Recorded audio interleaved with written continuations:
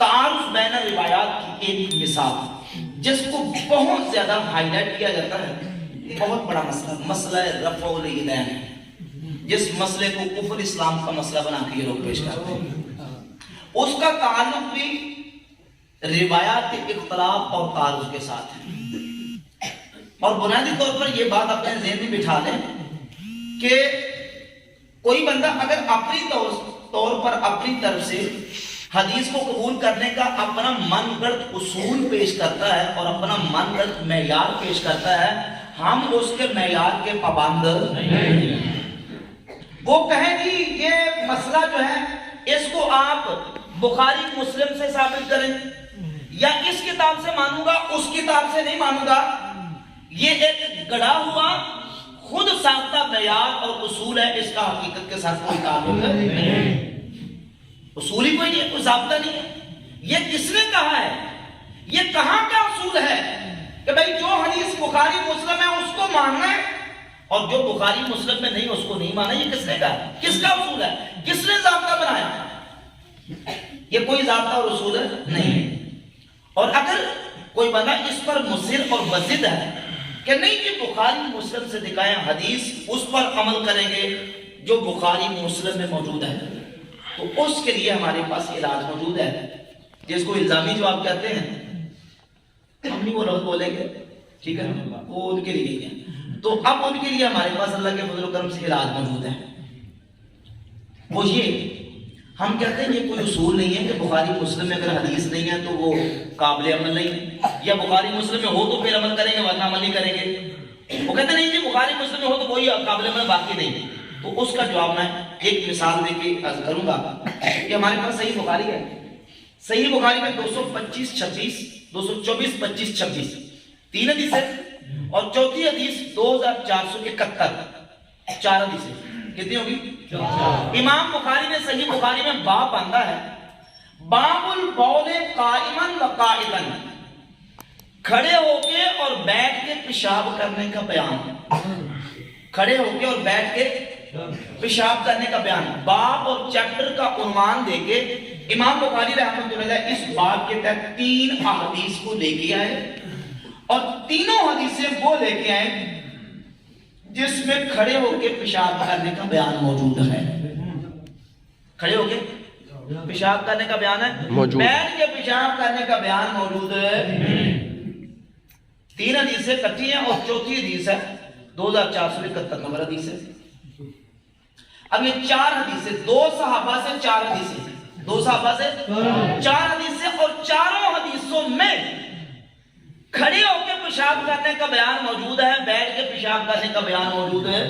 حالانکہ عنوان باب کا یہ ہے باب البول قائما و قاعدا، کھڑے ہو کے اور بیٹھ کے پیشاب کرنے کا بیان۔ اب باب کا تقاضا یہ تھا کہ حدیثیں دونوں طرح کی آتی ہیں، کھڑے ہو کے پیشاب کرنے کی بھی اور بیٹھ کے پیشاب کرنے کی بھی، لیکن 2 طرح کی حدیث صرف ایک طرح کی آئی 3 حدیثیں، اور وہ ہیں تینوں کی تینوں کھڑے ہو کے پیشاب کرنے کا بیان، بیٹھ کے پیشاب کرنے کی حدیث کیوں نہیں آئی؟ اس کی چند وجوہات ہو سکتی ہیں۔ ایک وجہ یہ ہو سکتی ہے کہ ہو سکتا ہے کہ امام بخاری رحمۃ اللہ علیہ کو وہ حدیث ملی ہی نہ ہو جس میں بیٹھ کے پیشاب کرنے کا بیان ہے۔ گھبرانا نہیں آپ نے، حقیقت ہے، ہو سکتا ہے کہ ان کو ملی ہی نہ ہو۔ اگر یہ کلیم کر سکتے کہ ہو سکتا ہے امام ابو حنیفہ کو ملی ہی نہ ہو، تو بھائی ہو سکتا ہے امام بخاری کو ملی ہی نہ ہو، یا یہ ہو سکتا ہے کہ ملی تو ہو لیکن ان کے معیار کے مطابق وہ صحیح نہ ہو، ان کے معیار کے مطابق صحیح نہ ہو، اس لیے وہ نہیں لے کے امام بخاری بھی نہیں لے کے آئے اور امام مسلم بھی لے کے نہیں آئے۔ تو اب بخاری مسلم میں دونوں کتابوں میں کھڑے ہو کے پیشاب کرنے کا بیان تو ہے، پر بیٹھ کے پیشاب کرنے کی ایک حدیث بھی موجود ہے۔ تو کیا خیال ہے کل کو واش روم کے باہر کھڑے لکھ دیا جائے کہ کھڑے ہو کے پیشاب کرنا سنت ہے؟ نہیں۔ یا کیا کوئی کہہ سکتا ہے کہ کھڑے ہو کے پیشاب کرنا سنت ہے؟ نہیں۔ ہاں وہ جس نے ویسے اتار کے پھینک دیا وہ کہہ دے اس کی اپنی مرضی ہے۔ پوری ہسٹری اسلام کی اٹھا کر دیکھ لیں، کسی محدث کسی فقیہ کسی امام کسی عالم نے آج تک یہ نہیں کہا کہ کھڑے ہو کے پیشاب کرنا سنت ہے، لیکن جو بالکل اپنے اتار کے بیٹھ گئے ہیں وہ کہتے ہیں چیزیں سنت ہے، لا حول ولا قوت الا باللہ۔ بخاری مسلم میں ایسی حدیث بیٹھ کے پیشاب کرنے کی نہیں، تو کیا کسی کتاب میں ہے ہی نہیں ہے؟ ہم کہتے ہیں وہ ہے یہ جامع ترمذی حدیث نمبر 12۔ ام المومنین سیدتنا عائشہ صدیقہ رضی اللہ تعالیٰ عنہ فرماتی ہیں من حدثکم ان النبی صلی اللہ علیہ وسلم کان یبول قائما فلا تصدقوه ما کان یبول الا قاعدا۔ جو تم سے یہ کہے کہ رسول اللہ صلی اللہ علیہ وآلہ وسلم کھڑے ہو کے پیشاب کرتے تھے تم اس کی تصدیق نہ کرو، تم اس کی تصدیق نہ کرو۔ ما کان یبول الا قاعدا، حضور تو بیٹھ کر ہی پیشاب فرماتے تھے۔ یہ حدیث جامع ترمذی میں حدیث نمبر 12 ہے، حدیث صحیح ہے اور یہی حدیث قابل عمل ہے، اور اسی کے مطابق سنت طریقہ ہے کہ بیٹھ کے پیشاب کیا جائے۔ سنت یہی ہے کہ بیٹھ کے، تو وہ جو حدیثیں ہیں اس کے علماء نے متعدد جوابات دیے۔ ایک جواب یہ ہے کہ وہ بیان جواز کے لیے ہے، ایک جواب یہ ہے کہ وہ منسوخ ہے، ایک جواب یہ ہے کہ وہ مرجوح ہے، یہ راجح ہے۔ متعدد جوابات علماء نے، فقہاء نے، محدثین نے ان احادیث کے دیے، لیکن قابل عمل اور سنت طریقہ ہو وہ یہی ہے کہ بیٹھ کے پیشاب کرنا ہی سنت اور اسلامی طریقہ ہے۔ صحیح بخاری مسلم میں بیٹھ کے پیشاب کا یہ حدیث ہے، تو ہم نے تمام احادیث کو دیکھنا ہے، دیکھنے کے بعد نتیجہ اور بیان کے طلب نتیجہ یہی ہے کہ بعض مقامات پہ نبی پاک صلی اللہ علیہ وآلہ وسلم نے کچھ عمل کام کیے وہ بیان جواز کے لیے اور رخصت کے لیے۔ مثال کے طور پہ آپ حدیث نکالیں صحیح بخاری سے 157 157 158 159 تین اوپر تلے احادیث ہیں۔ نبی پاک علیہ السلام نے وضو کیا تو حضور نے وضو کرتے وقت اپنے اعضاء کو ایک ایک مرتبہ دھویا۔ حدیث نمبر 158 حضور نے وضو کیا، وضو کرتے وقت حضور نے اپنے اعضاء کو دو دو مرتبہ دھویا۔ حدیث نمبر 159 حضرت عثمان غنی حدیث کے راوی ہیں کہ رسول اللہ صلی اللہ علیہ وسلم نے وضو کیا اور حضور نے اپنے اعضاء وضو کو تین تین مرتبہ دھویا، ایک ایک مرتبہ بھی دھویا، دو دو مرتبہ بھی دھویا، تین تین مرتبہ بھی دھویا۔ اب ایک مرتبہ دو مرتبہ دھونا بیان جواز کے لیے، ضرورت کے لیے جہاں پانی کم ہو، پانی کی زیادہ ضرورت ہو، کسی سفر میں ہو، پانی کم ہو، ایک مرتبہ دھو سکتے ہیں، جائز ہے۔ پانی کم ہے، بندے زیادہ ہیں، ایک ایک مرتبہ دھو لے، دو دو مرتبہ دھو لے، جائز ہے۔ لیکن جب پانی وافر ہو، عام نارمل حالات ہوں، تو وہاں سنت یہ ہے کہ تین تین مرتبہ اعضاء وضو کو دھونا چاہیے۔ بات میں آ رہی نا؟ اب لوگوں کی حالت یہ کہ پانا پڑی تے وقت نو ایک حدیث پکڑ کے شروع ہو گئے، نہیں، بلکہ اللہ کے فضل و کرم سے ہمارا اہل سنت کا بالخصوص امام اعظم ابو حنیفہ رحمۃ اللہ تعالی کا یہ اسلوب اور طریقہ ہے کہ وہ متعلقہ بحث سے متعلقہ حدیث کو، روایات کو جمع کر کے اس کا نتیجہ اور رزلٹ بیان کرتے ہیں۔ تو کہاں ایک مرتبہ جائز ہے، دو مرتبہ جائز ہے، لیکن سنت صحیح بخاری مسلم اٹھائے، نبی پاک صلی اللہ علیہ وسلم نے جس وقت طواف کعبہ کیا تو حضور نے کعبہ عبداللہ کا طواف سواری کے اوپر کیا۔ کس پہ کیا؟ سواری پہ۔ حضور نے کعبہ کا طواف سواری پہ کیا ہے۔ تو جب علماء نے اس حدیث کو بیان کیا، اوپر اس کے ہیڈنگ اور سرخی یہ لکھی کہ سواری پر طواف کرنے کے رخصت کا بیان ہے، جواز کا بیان، سنت کا بیان ہے نہیں، سنت کا بیان نہیں، رخصت اور جواز کا بیان کہ اگر کوئی بندہ بیمار ہو، بوڑھا ہو تو اس کے لیے رخصت ہے، اس کے لیے جائز ہے، وہ سواری پر بھی طواف کر سکتا ہے، لیکن افضل طریقہ یہ ہے کہ وہ پیدل چل کے، رمل کر کے، اتباع کر کے، جو طریقہ مسنون اسلام نے بیان کیا ہے اس طریقے سے طواف کعبہ کرے گا، یہ سنت ہے۔ لیکن سواری پر کرنا بھی جائز ہے، سواری پر کرنا جائز، عمل کے لیے ان تمام احادیث کو دیکھا جاتا ہے۔ اب اسی طریقے سے آپ دیکھتے چلے جائیں، صحیح بخاری مسلم بہت ساری ایسی مثالیں پیش کر سکتا ہوں، ان میں سے آپ یہ چند مثالیں سن لی ہیں۔ تو اب ہم آتے ہیں مسئلہ رفع الیدین کی طرف۔ جب ہم نماز میں ہاتھ اٹھانے اور رفع الیدین کے حوالے سے بات کرتے ہیں تو مخالفین کہتے ہیں کہ بخاری مسلم سے ہم کہتے ہیں کہ تمہارے ہمارا خود ضابطہ ضابطہ ہے، یہ کوئی محدثین اور فقہاء کا ضابطہ۔ اور پھر جب امام ابو حنیفہ رحمۃ اللہ علیہ کی ذات اقدس نے مسائل کو بیان کیا ہے، امام بخاری تو اس وقت پیدا بھی نہیں ہوئے تھے۔ ہاں، امام اعظم ابو حنیفہ رحمۃ اللہ تعالی علیہ کا سن وفات ہے 150 ہجری، 150 ہجری میں امام ابو حنیفہ رحمۃ اللہ علیہ اپنی پوری فرقہ اپنے شاگردوں کے حوالے کر کے لکھ کے اور پوری دنیا پہ پھیلا کے اس جہان فانی سے پردہ فرما چکے تھے 150 ہجری میں۔ اور یہ امام بخاری رحمۃ اللہ علیہ، امام بخاری رحمۃ اللہ کی ذات اقدس یہ ان کی صحیح بخاری ہے، اور امام بخاری رحمۃ اللہ علیہ جو ہیں یہ پیدا ہو رہے 194 ہجری میں اور فوت ہوئے 256 ہجری میں۔ 194 میں پیدا ہو رہے ہیں، بات سمجھ آ رہی ہے؟ امام ابو حنیفہ 150 میں وصال فرما گئے، اور امام ابو حنیفہ کے وفات کے کتنے سال بعد؟ 44 سال بعد امام بخاری پیدا ہوئے اور 156 میں فوت ہوئے، 256 میں فوت ہوئے۔ اب دیکھیں کہ امام بخاری رحمۃ اللہ بھی پیدا ہی ہوئے، بخاری مسلم نے کتابیں لکھ لی تو درجات پیدا ہی ہوئے۔ امام ابو حنیفہ رحمۃ اللہ وہ امام بخاری اور مسلم کے پابند تھے؟ نہیں، یہ تو پیدا نہیں ہوئے تھے، دنیا میں جلوہ کر ہی نہیں ہوئے تھے، تو کتابیں تو بہت بات کی بات۔ یہ تحکم اور سینہ زوری اور اپنی طرف سے خود ساختہ معیار قائم کیے ہیں، اس کا حقیقت سے کوئی تعلق نہیں ہے۔ اب جب ہم رفع یدین کے حوالے سے احادیث کو دیکھتے ہیں، کہتے ہیں کہ رفع یدین نہ کرے تو نماز نہیں ہوتی، سنت کے مطابق نہیں ہوتی، تو سب سے پہلا ہمارا سوال یہ ہے کہ کہاں رفع یدین نہ کریں تو نماز نہیں ہوتی؟ کس مقام پہ؟ کہاں؟ کہتے ہیں حدیث میں رفع یدین کا ذکر آیا ہے، ہم کہتے ہیں ضرور آیا ہے، لیکن یہ بتاؤ کہ کہاں آیا ہے کہاں نہیں آیا، کہاں کرنا ہے کہاں نہیں کرنا۔ جب ہم ان روایات اور احادیث کو دیکھتے ہیں تو ان احادیث اور روایات میں رکوع جاتے، رکوع سے اٹھتے، سجدے جاتے، سجدے سے اٹھتے، دو سجدوں کے درمیان ہاتھ اللہ اکبر تکبیر کے وقت رفع یدین کرنے کا ذکر ملتا ہے، لیکن یہ لوگ بھی ان سارے مقامات پہ کرنے کے لیے تیار ہیں، یہ اپنے مخصوص مقامات پہ کرنے کے قائل ہیں، باقی مقامات پہ قائل ہیں۔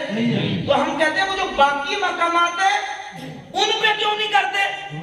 مثلا سجدے جاتے، سجدے سے اٹھتے، دو سجدوں کے درمیان ہر تکبیر کے وقت، ہر کل خفض ورفع، ہر اونچ نیچ کے وقت کیوں نہیں کرتے؟ سمجھ آ رہی ہے؟ کیوں نہیں کرتے؟ دو مقام یا تین مقام تو تم نے مختصر کر لیے، ان مقامات پہ کیوں نہیں کرتے؟ اگر تم یہ کہو کہ ان مقامات پہ اللہ کے نبی نے چھوڑ دیا تھا تو ہم کہتے ہیں رکوع جاتے، رکوع سے وقت بھی حضور نے چھوڑ دیا۔ سمجھ آ رہی ہے؟ ان مقامات پہ نبی کریم علیہ السلام نے چھوڑ دیا، اور روایات موجود ہیں انہی کتابوں میں، جن کتابوں سے وہ رفع یدین کرنے کی روایات پیش کرتے ہیں، انہی روایات اور انہی کتابوں سے روایات اور انہی صحابہ سے وہ روایات ہیں۔ مثال کے طور پہ سیدنا وائل ابن حجر رضی اللہ تعالی عنہ سے امام بخاری رحمۃ اللہ علیہ نے صحیح بخاری میں ایک حدیث مختصر بیان کی ہے، صحیح بخاری میں، اس میں یہ تو بیان ہوا ہے کہ نبی کریم علیہ السلام نے رکوع جاتے، رکوع سے اٹھتے وقت نماز میں اپنے ہاتھوں کو اٹھایا، رفع الیدین فرمایا، لیکن اس میں ہاتھوں کو شروع نماز میں اٹھانے کا ذکر موجود نہیں، مختصر ہے۔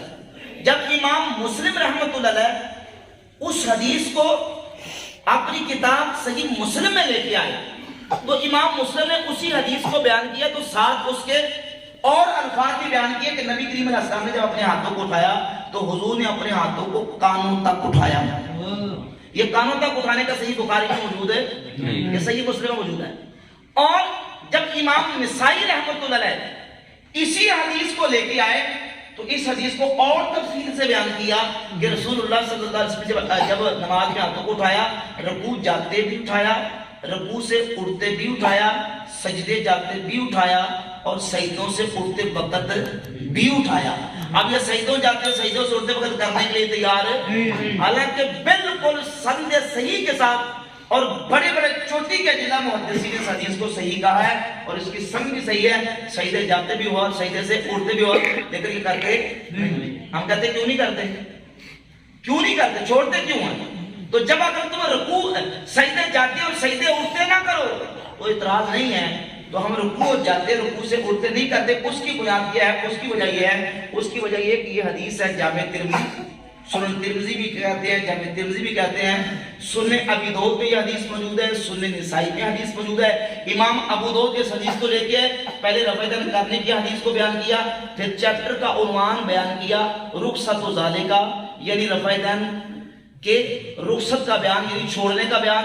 امام نسائی حدیث کو لے کے آئے تو یہی حدیث جو پڑھنے لگا ہوں انہیں حدیث کو بیان کیا اور بیان کرنے کے بعد کہتے ہیں ترک و ذالک، اس کے ترک کا بیان۔ اور امام ترمذی رحمۃ اللہ علیہ 257 نمبر حدیث لے کے آئے حضرت عبداللہ ابن مسعود رضی اللہ تعالیٰ عنہ، وہ عبداللہ بن مسعود جو نبی کریم علیہ الصلوۃ والسلام کے خلفائے راشدین کے بعد سب سے بڑے عالم صحابی، اور صحیح بخاری میں حدیث نمبر 5000 ہے، وہ قسم کھا کے کہتے ہیں کہ مجھے اللہ کی قسم ہے، اصحاب پیغمبر جانتے ہیں کہ میں حضور کے تمام صحابہ میں سے قرآن کا سب سے زیادہ جاننے والا ہوں، اور 70 سے زیادہ صورتیں میں نے رسول اللہ کے منہ مبارک سے سیکھی ہیں۔ اور حدیث 4999 صحیح بخاری کی کہ نبی پاک علیہ الصلوۃ والسلام نے فرمایا خذوا القرآن من اربعۃ، 4 میرے صحابہ سے قرآن سیکھو، ان میں سے ایک نام عبداللہ بن مسعود رضی اللہ عنہ کا۔ وہ عبداللہ بن مسعود امت کے بہت بڑے محدث اور فقیہ اور بہت بڑے عظیم المرتبہ صحابی، وہ فرماتے ہیں الا اصلی بکم صلاۃ رسول اللہ صلی اللہ علیہ وسلم، کیا میں تمہیں رسول اللہ صلی اللہ علیہ وسلم کی نماز نہ پڑھ کے دکھاؤں؟ فصلی فلم یرفع یدیہ الا فی اول مرۃ، آپ نے نماز پڑھی پوری نماز میں، نماز کے شروع کے علاوہ نہ رکوع جاتے، نہ رکوع سے اٹھتے، نہ سجدے جاتے، نہ سجدے سے اٹھتے، پوری نماز میں کسی مقام پہ رفع یدین نہیں کیا، الا فی اول مرہ، جس طرح ہم کلمہ شریف پڑھتے ہیں لا الہ الا اللہ، کوئی نہیں عبادت کے لائق مگر اللہ، تو لم یرفع یدیہ الا فی اول مرہ، کسی مقام پہ رفع یدین نہیں کیا، الا فی اول مرہ، کیا تو صرف نماز کے شروع میں کیا اور نماز پڑھ کے دکھا دی۔ اور اس حدیث کو بیان کرنے کے بعد 257 نمبر حدیث امام ترمذی رحمۃ اللہ علیہ کے کہا حدیث ابن مسعود حدیث حسن، عبداللہ بن مسعود کی حدیث حسن ہے، وبہ یقول غیر واحد من اہل العلم من اصحاب النبی صلی اللہ علیہ وسلم، تو جو غیر جملے پہ کہاں وبہ یقول غیر واحد من اہل العلم من اصحاب النبی صلی اللہ علیہ وسلم، عبداللہ بن مسعود رضی اللہ عنہ کی حدیث کے مطابق حضور کے ایک دو نہیں غیر واحد بے شمار اہل علم صحابہ نے یہی کہا ہے نماز کے شروع کے علاوہ باقی مقام پہ رفع یدین نہیں ہے۔ یہ امام ترمذی کے کمنٹس ہیں، وبہ یقول غیر واحد من اہل العلم من اصحاب نبی صلی اللہ علیہ وسلم والتابعین، نبی کریم علیہ الصلوۃ والسلام کے اہل علم صحابہ اور تابعین نے یہی کہا ہے کہ نماز کے شروع کے علاوہ باقی مقام پہ رفع یدین نہیں۔ اور وہ اہل علم کون ہیں؟ یہ المصنف ابن ابی شیبہ، یہ امام بخاری اور مسلم کے استاد ہیں، 235 ہجری میں فوت ہوئے، یہ ان کی کتاب ہے المصنف ابن ابی شیبہ، جلد نمبر 2 صفحہ نمبر 415 پہ، بلکہ پورا چیپٹر اور پورا باب ہے، اور باب کا عنوان انہوں نے دیا من کانا یرفع یدیہ فی اول تکبیرۃ ثم لا یعود، ان صحابہ کا ان تابعین کا بیان کہ جو صرف نماز کے شروع میں رفع یدین کرتے ہیں باقی پوری نماز میں رفع یدین نہیں کرتے، ان کا بیان۔ اور پہلی حدیث کو لے کے آئے سیدنا براء ابن عازب رضی اللہ عنہ سے، حضرت براء ابن عازب فرماتے ہیں ان نبی صلی اللہ علیہ وسلم کانا اذا افتتح الصلاۃ، جب نبی پاک علیہ الصلوۃ والسلام نماز شروع کرتے رفع یدیہ، اپنے ہاتھوں کو اٹھاتے، ثم لا یرفعہما حتی یفرغ، حضور باقی پوری نماز میں کسی مقام پہ رفع یدین نہیں کرتے تھے حتیٰ کہ نماز سے فارغ ہو جاتے۔ دوسری حدیث عبداللہ بن مسعود کی میں نے جامع ترمذی پیش کی، وہ لے کے آئے، اور اس کے بعد مولا علی سے حدیث لے کے آئے۔ عاصم بن قلیب اپنے باپ سے بیان کرتے والد سے، وہ کہتے ہیں ان علی کان یرفع یدیہ اذا افتتح الصلاۃ ثم لا يعود۔ مولا علی جب نماز پڑھتے تو نماز کے شروع کے علاوہ باقی مقام پہ رفع یدین نہیں کرتے تھے۔ پھر حدیث لے کے آئے 2461 کان اصحاب عبداللہ و اصحاب علی لا يرفعون ایدیہم الا فی افتتاح الصلاۃ۔ مولا علی اور عبداللہ ابن مسعود، ان دو بڑے جلیل قدر صحابہ کے جتنے شاگرد تھے، وہ نماز کے شروع کے علاوہ باقی مقام پہ رفع یدین نہیں کرتے۔ حدیث نمبر 2467 مجاہد تابعی عبداللہ بن عمر صحابی کے شاگرد ہیں، وہ کہتے ہیں ما رأیت ابن عمر یرفع یدیہ الا فی اول ما یفتتح۔ میں نے عبداللہ بن عمر کو نماز پڑھتے دیکھا، عبداللہ بن عمر صحابی نماز کے شروع کے علاوہ باقی کسی مقام پہ رفع یدین نہیں کرتے تھے۔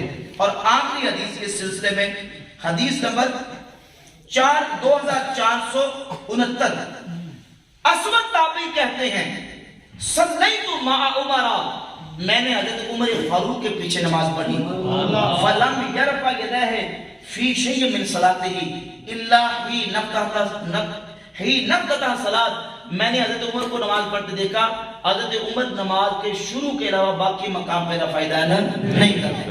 وہ اہل علم صحابہ جن کا امام ترمذی کہہ رہے ہیں وَبِهِ يَقُولُ غَيْرُ وَاحِدٍ مِّنْ أَهْلِ الْعِلْمِ مِنْ أَصْحَابِ النَّبِي صلی اللہ علیہ وسلم، حضور کے اہل علم بے شمار صحابہ وہ نماز میں رفع یدین نہیں کرتے۔ وہ کون ہیں؟ وہ حضرت عمر ہے، وہ مولا علی ہیں، عبداللہ بن مسعود ہے، عبداللہ بن عباس ہیں، عبداللہ بن مسعود اور مولا علی رضی اللہ عنہ کے سارے شاگرد ہیں، امام شافعی ہیں، بڑے بڑے اجلہ تابعین ہیں، وہ نماز میں شروع کے علاوہ باقی مقام پہ رفع یدین نہیں کرتے۔ چار بڑے اماموں میں سے امام ابو حنیفہ اور حضرت امام مالک، جن کی فقہ پوری دنیا میں اور پوری دنیا کے مسلمان ان کو عزت کی نگاہ سے دیکھتے ہیں، امام ابو حنیفہ اور امام مالک، یہ دونوں امام بھی نماز کے شروع کے علاوہ باقی مقام پہ رفع یدین کرنے کے قائل نہیں ہیں۔